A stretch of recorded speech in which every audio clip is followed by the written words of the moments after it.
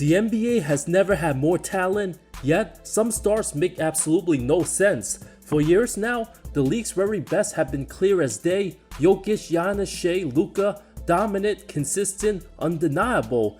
But big namers right outside the top 15, that's where things gets messy. Over the last 5 years, we watched certain players flirt with top 10 status only to completely fall out the conversation. One season they're untouchable, the next they're barely top 50. Ranking changes overnight, narratives flip, impact gets questioned, availability becomes an issue, potential starts to feel like an excuse, and once a player hits 26 years old, the league stops waiting. You're no longer promising, you're a vet. If those guys don't have it figured out by then, the patience is gone. 10 star players who confuse everyone, talented enough to dominate, but inconsistent enough to leave fans and front offices scratching their heads. We start with the one and only Trae Young, the newly acquired Washington Wizard. His career after the 2021 conference finals, an absolute travesty. Being undersized in the run and gun era, where all 5 players on the opposing teams can be 6'5" and up, Trae's liability on defense continues to get hammered. A negative on the floor, the evidence now undeniable, given the rise of 6'8" Jalen Johnson taking the next step as all-star with all the tools to become a legit franchise player on a winning team. Atlanta rather have old CJ McCollum and role player Corey Kispert, no picks attached, fully content, getting far in the postseason. The worst thing that could have happened to Trae's legacy, given expectations only gotten higher, attached to Trae rumors for 2 years now, no playoff series won in at least half a decade and counting. Will Trae even be capable of leading Washington to the postseason with better and younger guards already surpassing him? Averaging his lowest points since his rookie year, only playing 28 minutes, continues to be extremely ball dominant, no quality off ball, quite the opposite of Stephen Curry. In reality, Trae's just a mediocre outside shooter doing the dirty work. Now he's not even finishing well around the rim, being inefficient and small, getting hunted on the other side of the ball. With a year left on his contract, will have to prove himself again. Don't be shocked if the Wizards give him a supermax like what they did with John Wall and Bradley Beal. Is he gonna put up empty stats on the struggling rebuilding franchise? A few years from now, we'll really know if Trae Young's truly a Hall of Famer, the next spicy tick on a boring August peak offseason discussion. LaMelo Ball continues to miss many games, now 5 away from not qualifying for all NBA awards. 24 years old, yet to prove himself as a winner, one of the most unpredictable players, erratic play style, has all the offensive talents to dominate. His team still in rebuild mode for how many years now? The super talented AAU style oriented star has only played 70 games once in his 6 seasons.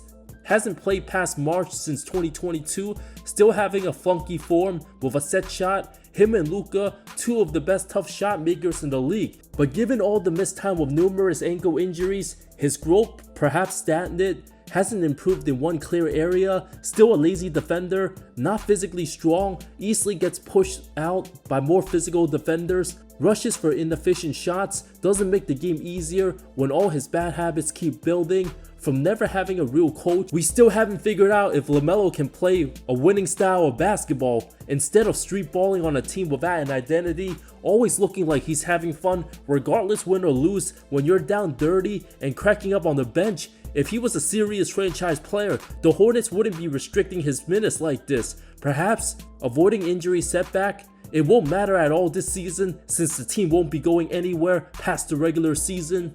At least they got rookie Knippel. LaMelo becomes more tradable by the day.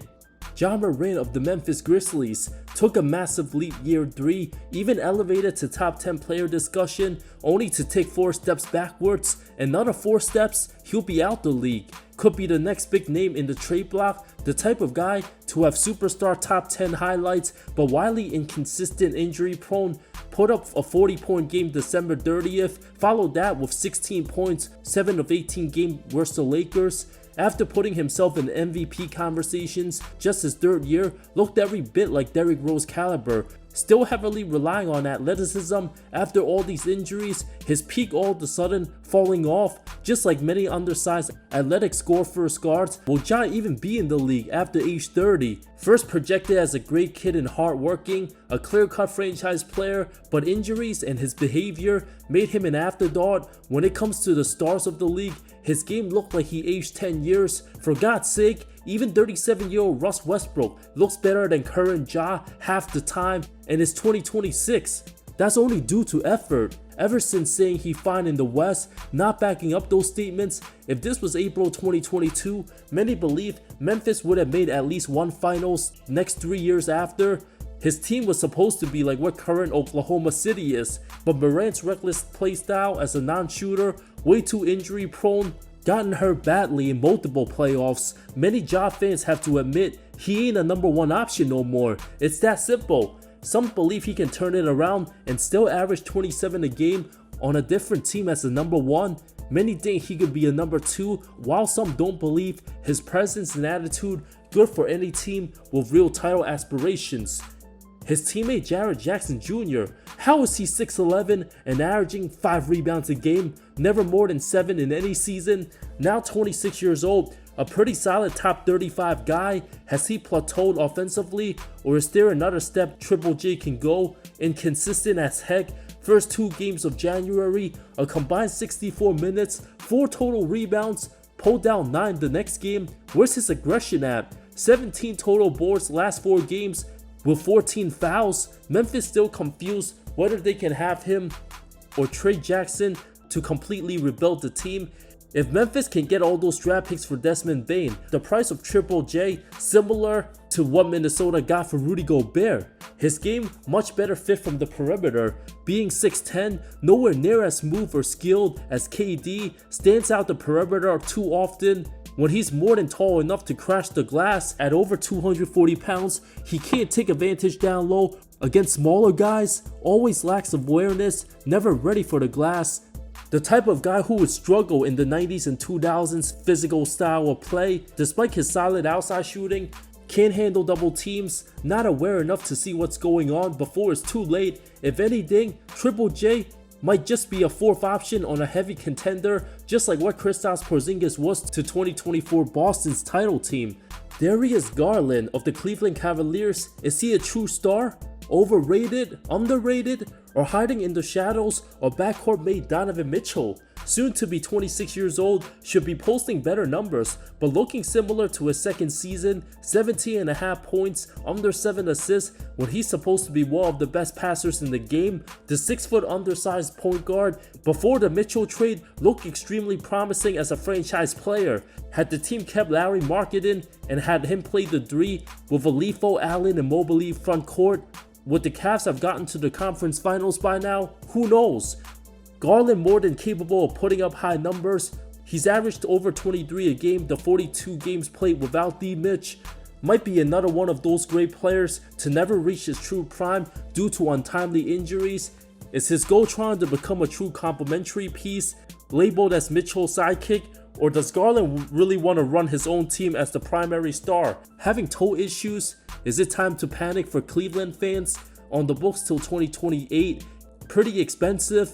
Another 2 games missed, he's not qualified for All-NBA this season. His playoff numbers, deeply concerning, especially against tough physical teams like the gritty Knicks and Pacers. Him and Jared Allen have the same soft postseason tendencies, with all the respect. How long will Garland last as all-star caliber, being super undersized? Is he just a standard 17 to 21 points a game guy the next 5 seasons? Too many questions to figure out, a hard solution and decisions the Cavs franchise must make if the team don't make it past the second round. Paolo Banchero, former number 1 pick, got off to a blistering start last season, looked like a top 10 to 15 player before the right oblique injury. After just 5 contests, had a 50 point, 13 rebound and 9 assist stat line. fourth game last season against Indiana. Since then, his name an afterthought. The Magic posted a 21-25 record with him last season, 20-16 without. Is the franchise already at the crossroad, forcing to make a tough decision between him and Franz, who many believe the better all-around player to build going forward? We won't truly know the answers until Jamel Mosley steps down. Being one of the worst offensive coaches, the Magic trying to build around legit two power forwards, redundant, both lack outside shooting. Banchero's looks rusty, undeveloped, the handle shaky. The type of guy who slows down the offense trying to set up an attack, has a broken jump shot, also bulldozes his way to the basket with zero game plan. He simply has to play with the ball in his hands. The chemistry with Franz not working. His playoff numbers have been fantastic against much better teams in Boston and Cleveland. 28-8-4. Perhaps he's still playing hurt this season. At 6'10", he's got to shoot better than 46% from the field. After drawing some young LeBron comparisons, that's all drawn out the window. Banchero's ceiling still very high. Talent-wise, could he reach top 10 status? Doubtful. Top 15? Sure.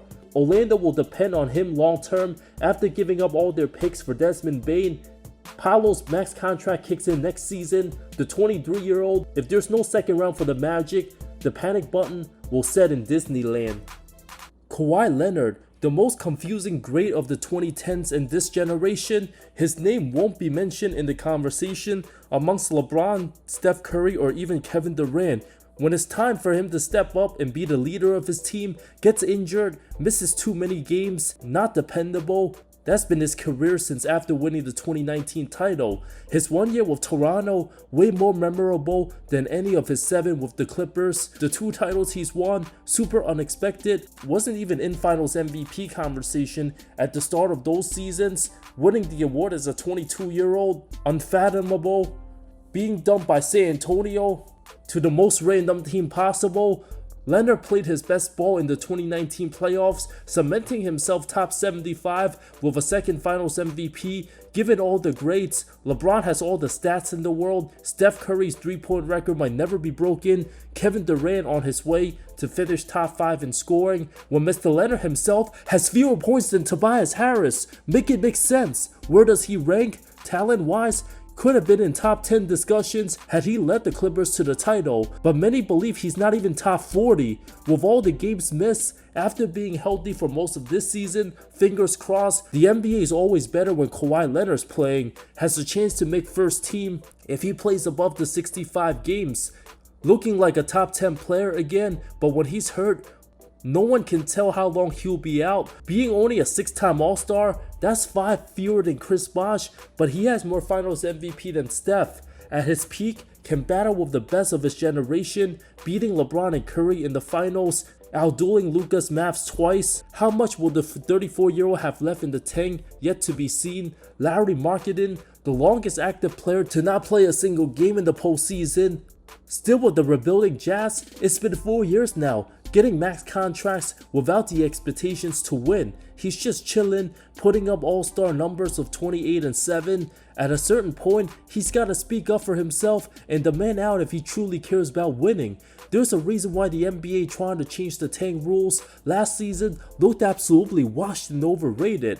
Now averaging the most points of his career on the books till 2029, stuck on a franchise with weird roster construction, that's not serious. The most talented player to waste his career on shit teams, being a late boomer since leaving the Bulls.